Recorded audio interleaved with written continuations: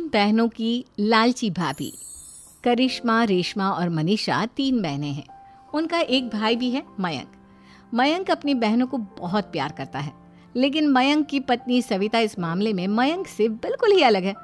वो अपनी ननदों का जितना बुरा कर सकती है उतना बुरा करती ही रहती है और अपनी ननदों पर हुक्म भी चलाती है।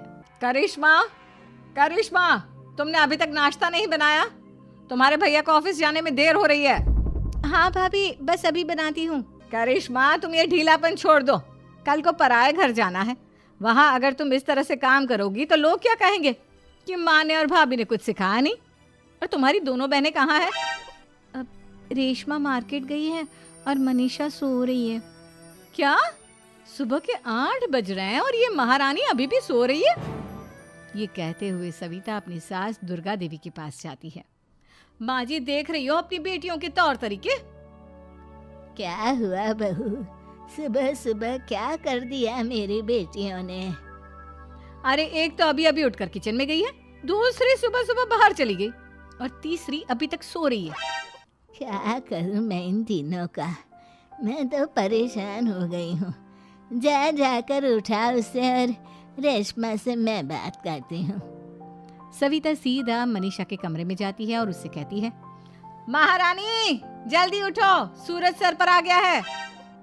भाभी थोड़ी देर और सोने दो ना, मैं रात को लेट सोई थी।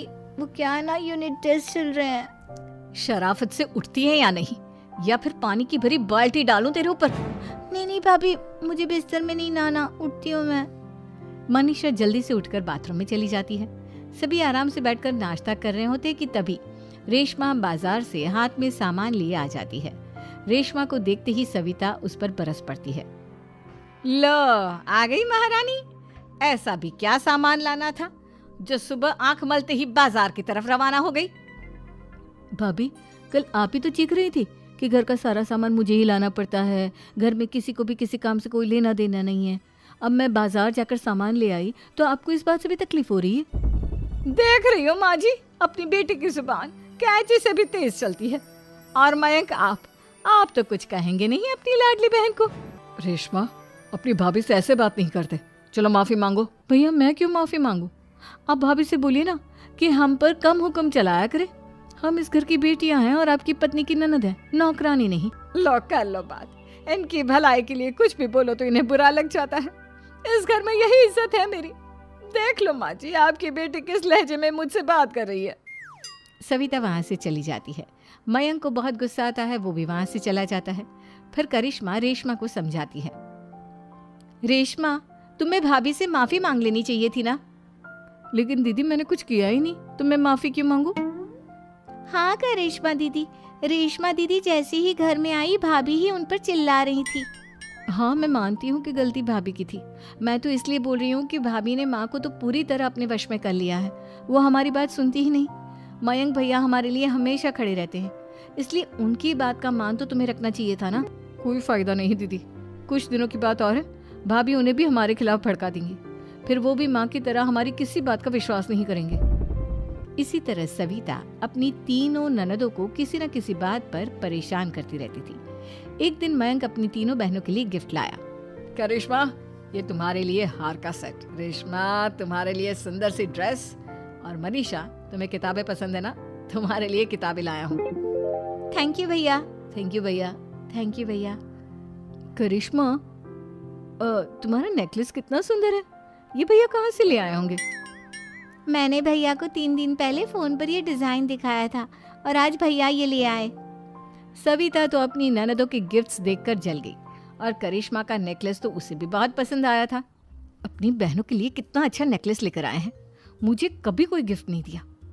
मैं आज ही ये हार चुरा लूंगी। रात में सविता करिश्मा का हार चुरा लेती है और इसी तरह उसे अपनी ननदों की जो भी चीज़ अच्छी लगती वो उसे मांगती नहीं, बल्कि रात के अंधेरे में चुरा लेती।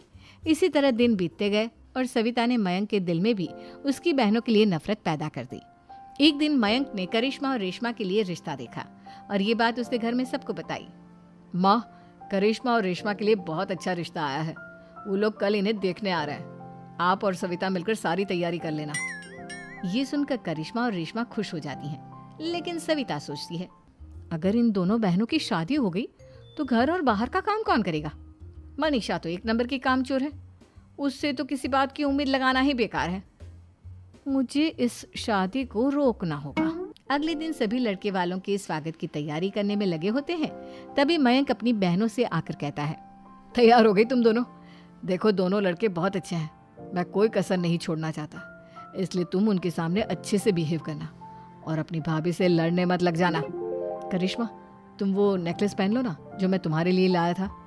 भैया मैं बहुत देर से वो नेकलेस ढूंढ रही हूँ, लेकिन मुझे मिल ही नहीं रहा। क्या तुमने नेकलेस खो दिया? तुम्हें पता भी है वो कितना महंगा था? तुम कोई काम ढंग से नहीं कर सकती। मयंक गुस्से में वहां से चला जाता है। थोड़ी देर बाद लड़के वाले भी आ जाते हैं। वो दोनों बहनों को पसंद कर लेते हैं और रिश्ता पक्का हो जाता है। लेकिन सविता के दिमाग में तो कुछ और ही खिचड़ी पक रही थी। वो पंडित जी के पास करिश्मा की कुंडली लेकर जाती है और उन्हें पैसे देकर करिश्मा की कुंडली बदलवा देती है। जब लड़के वालों के पास करिश्मा की कुंडली जाती है तो वो दुर्गा को फोन करते हैं। बहन जी, हमने करिश्मा की कुंडली अपने पंडित जी को दिखाई थी। आपकी बेटी की कुंडली नहीं बल्कि दोषों का पिटारा है। देखिए, मैं और मेरे पति इन सब बातों में बहुत विश्वास करते हैं, इसलिए हम आपकी बेटी से अपने बेटे की शादी नहीं करा सकते। इस तरह करिश्मा का रिश्ता टूट जाता है और सभी घर वालों को बहुत दुख होता है। अब कविता सोचती है, चलो करिश्मा का तो रिश्ता टूट गया, अब रेशमा का भी रिश्ता तोड़ना है। क्या करूं? अब सविता आवाज बदलकर किसी अननोन नंबर से रेशमा के होने वाले ससुराल में फोन करती है। हेलो, मैं कौन हूँ कौन नहीं ये आपके लिए जानना ज़रूरी नहीं, बस इतना सुन लो कि रेशमा का 2 साल से किसी के साथ अफेयर चल रहा है। बस रेशमा का रिश्ता तोड़वाने के लिए सविता का इतना कहना काफी था। अब रेशमा का भी रिश्ता टूट गया। मयंक